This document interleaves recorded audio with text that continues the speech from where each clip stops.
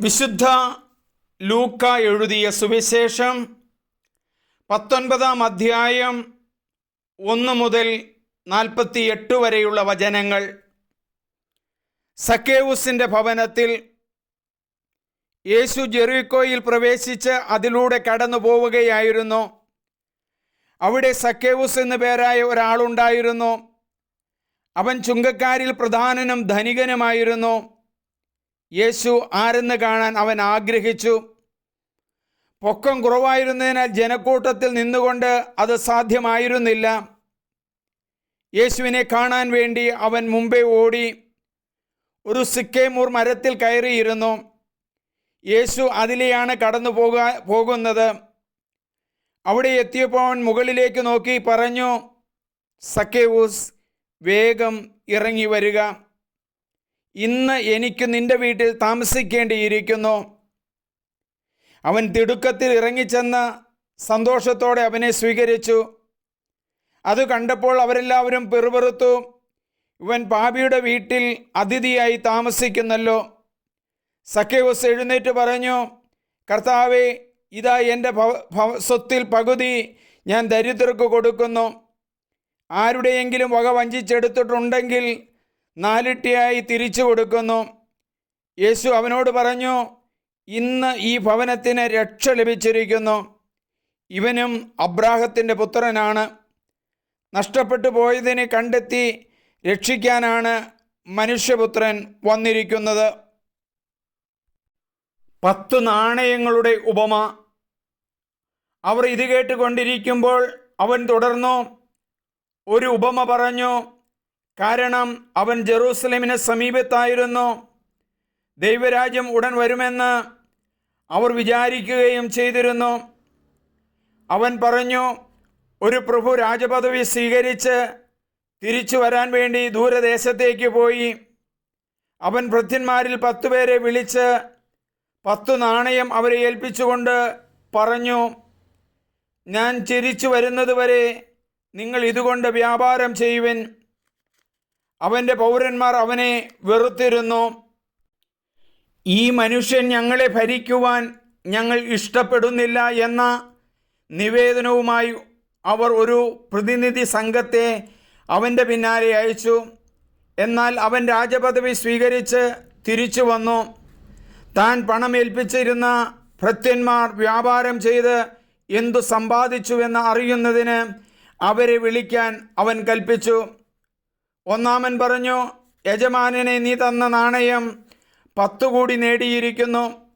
അവൻ പറഞ്ഞു, കൊള്ളാം, നല്ലവനായ ഭൃത്യ, ചെറിയ കാര്യത്തിൽ വിശ്വസ്തനായിരുന്നതുകൊണ്ട് 10 നഗരങ്ങളുടെ മേൽ നീ അധികാരിയായിരിക്കും.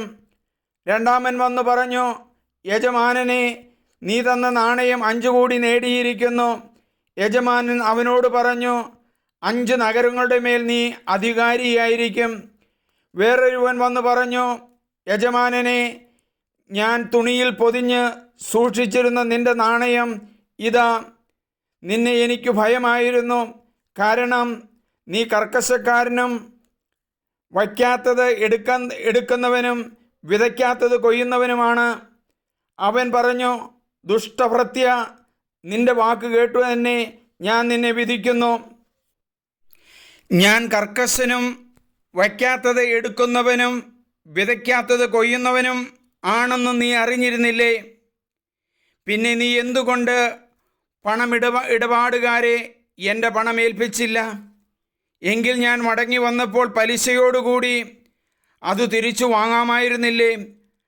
ചുറ്റും നിന്നവരോട് പറഞ്ഞു, അവനിൽ നിന്ന് ആ നാണയം എടുത്ത് 10 നാണയമുള്ളവന് കൊടുക്കുക. അവർ അവനോട്, യജമാനനെ, അവന് 10 നാണയമുണ്ടല്ലോ എന്ന് പറഞ്ഞു. ഞാൻ നിങ്ങളോട് പറയുന്നു, ഉള്ളവന് കൊടുക്കപ്പെടും, ഇല്ലാത്തവനിൽ നിന്ന് ഉള്ളതുപോലും എടുക്കപ്പെടും. ഞാൻ ഭരിക്കുന്നത് ഇഷ്ടമില്ലാതിരുന്ന എൻ്റെ ശത്രുക്കളെ ഇവിടെ കൊണ്ടുവന്ന് എൻ്റെ മുമ്പിൽ വെച്ച് കൊന്നുകളയുവിൻ. ജെറൂസലേമിലേക്ക് രാജകീയ പ്രവേശം. അവൻ ഇത് പറഞ്ഞതിനു ശേഷം ജെറൂസലേമിലേക്കുള്ള യാത്ര തുടർന്നു. ഒലിവുമലയ്ക്കരികെയുള്ള ബേത്ഫഗെ ബദനിയ എന്നീ സ്ഥലങ്ങളെ സമീപിച്ചപ്പോൾ അവൻ 2 ശിഷ്യന്മാരെ ഇപ്രകാരം നിർദ്ദേശിച്ചയച്ചു. എതിരെ കാണുന്ന ഗ്രാമത്തിലേക്ക് പോകുവിൻ. അവിടെ ചെല്ലുമ്പോൾ ആരും ഒരിക്കലും കയറിയിട്ടില്ലാത്ത ഒരു കഴുതക്കുട്ടിയെ കെട്ടിയിരിക്കുന്നത് കാണും. അതിനെ അഴിച്ചുകൊണ്ട് വരിക. നിങ്ങൾ അതിനെ അഴിക്കുന്നത് എന്തിന്? ആരെങ്കിലും ചോദിച്ചാൽ കർത്താവിന് അതിനെക്കൊണ്ട് ആവശ്യമുണ്ട് എന്ന് പറയുക. അയക്കപ്പെട്ടവർ പോയി യേശു പറഞ്ഞതുപോലെ കണ്ടു. അവർ കഴുതക്കുട്ടിയെ അഴിക്കുമ്പോൾ അതിൻ്റെ ഉടമസ്ഥൻ അവരോട്, നിങ്ങൾ എന്തിനാണ് കഴുതക്കുട്ടിയെ അഴിക്കുന്നത് എന്ന് ചോദിച്ചു. കർത്താവിന് ഇതിനെക്കൊണ്ട് ആവശ്യമുണ്ട് എന്ന് അവർ പറഞ്ഞു. അവർ അതിനെ യേശുവിൻ്റെ അടുക്കൽ കൊണ്ടുവന്നു. തങ്ങളുടെ വസ്ത്രങ്ങൾ കഴുതക്കുട്ടിയുടെ പുറത്തു വിരിച്ച് അവർ യേശുവിനെ ഇരുത്തി. അവർ കടന്നു പോകുമ്പോൾ അവർ വഴിയിൽ തങ്ങളുടെ വസ്ത്രങ്ങൾ വിരിച്ചു.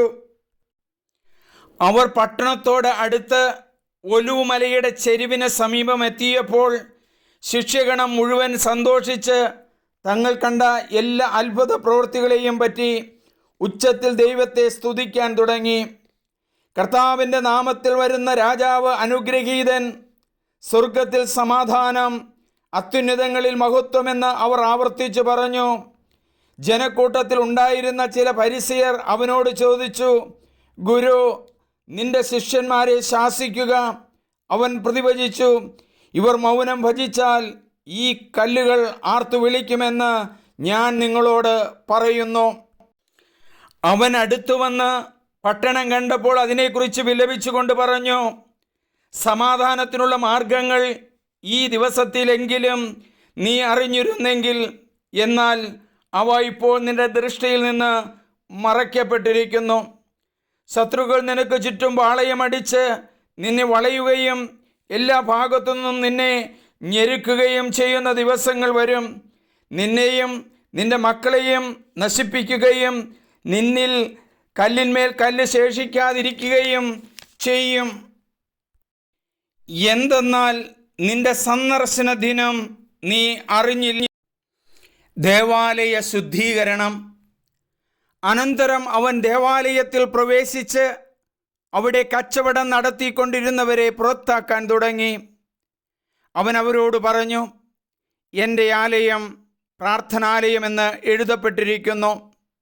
നിങ്ങളോ അതിനെ കവർച്ചക്കാരുടെ ഗുഹയായി മാറ്റിയിരിക്കുന്നു. അവൻ ദിവസവും ദേവാലയത്തിൽ പഠിപ്പിച്ചിരുന്നു. പുരോഹിത പ്രമുഖന്മാരും നിയമജ്ഞരും ജനപ്രമാണികളും അവനെ നശിപ്പിക്കാൻ മാർഗം അന്വേഷിച്ചു കൊണ്ടിരുന്നു. എന്നാൽ അവർക്കൊന്നും ചെയ്യാൻ കഴിഞ്ഞില്ല. കാരണം ജനങ്ങളെല്ലാം അവൻ്റെ വാക്കുകളിൽ മുഴുകി അവനെ വിട്ടുപോകാതെ നിന്നു.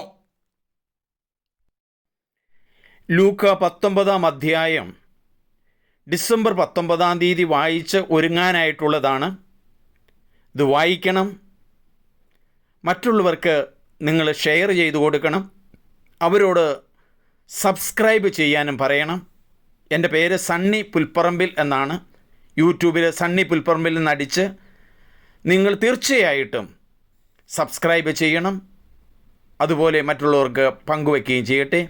മുൻകൂട്ടി തന്നെ ക്രിസ്മസിൻ്റെ മംഗളങ്ങൾ.